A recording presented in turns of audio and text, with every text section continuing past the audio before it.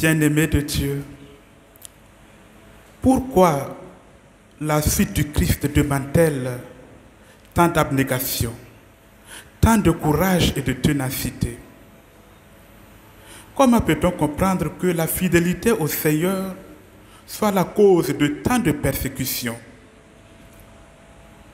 Saint Paul dit dans sa seconde lettre à Timothée que tous ceux qui veulent vivre avec piété dans le Christ Jésus seront persécutés. Tous ceux qui veulent vivre avec piété dans le Christ Jésus seront persécutés. Et en le disant, il se fait simplement l'écho du Christ lui-même qui nous avertit sans détour dans l'Évangile. Vous serez détestés de tous à cause de mon nom. Mais c'est par votre persévérance que vous garderez votre vie. La persévérance est donc le mot-clé dans cette péricope de l'Évangile que nous venons d'entendre. Quelle est donc la nature de la persévérance? Quelle est sa valeur et son importance dans la vie chrétienne? Comment peut-on l'acquérir? La persévérance est la vertu par laquelle nous tenons bon, nous restons fermes dans les épreuves.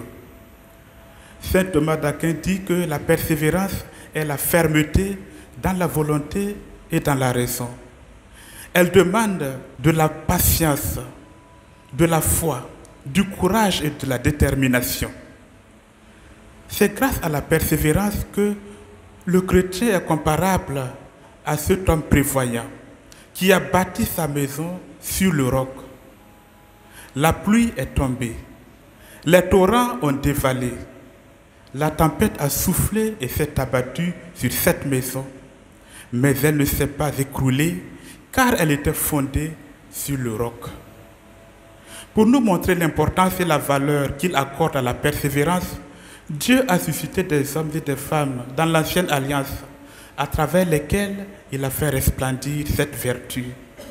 Retenons entre autres Job, Tobie, Suzanne, la mère des 7 martyrs d'Israël et bien d'autres. Toutes les conditions étaient réunies pour amener ces témoins de la foi à baisser les bras, à douter de Dieu et même à perdre la foi.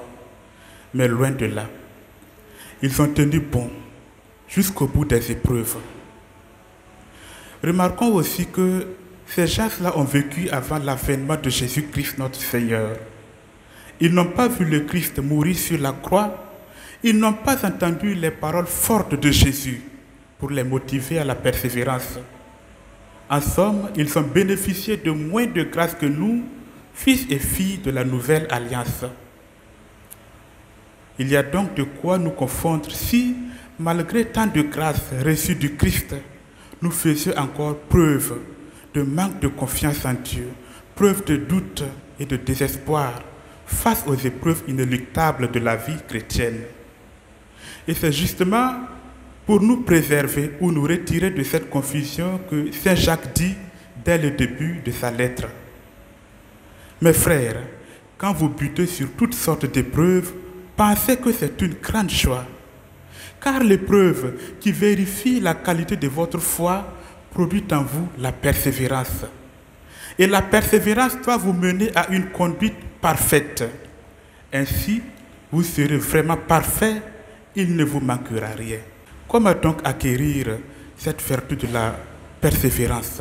Dieu nous en donne plusieurs moyens. Nous pouvons retenir 2. Le premier moyen, c'est la méditation sur la grande valeur de la persévérance.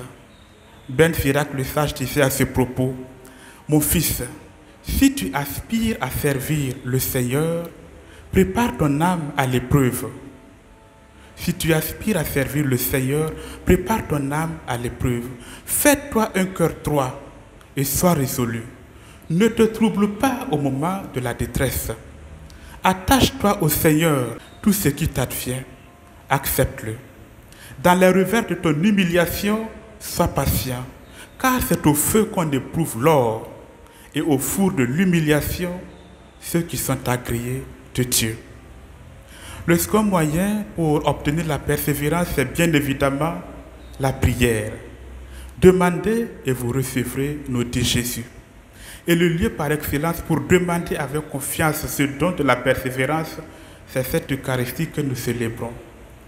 Alors, prenons la résolution, frères et sœurs, de puiser chaque jour dans le sacrement de l'Eucharistie la force nécessaire pour tenir bon dans l'adversité, pour persévérer et obtenir ainsi l'héritage qui nous est promis par le Christ, car c'est à lui qu'appartiennent la gloire et la puissance pour les siècles des siècles.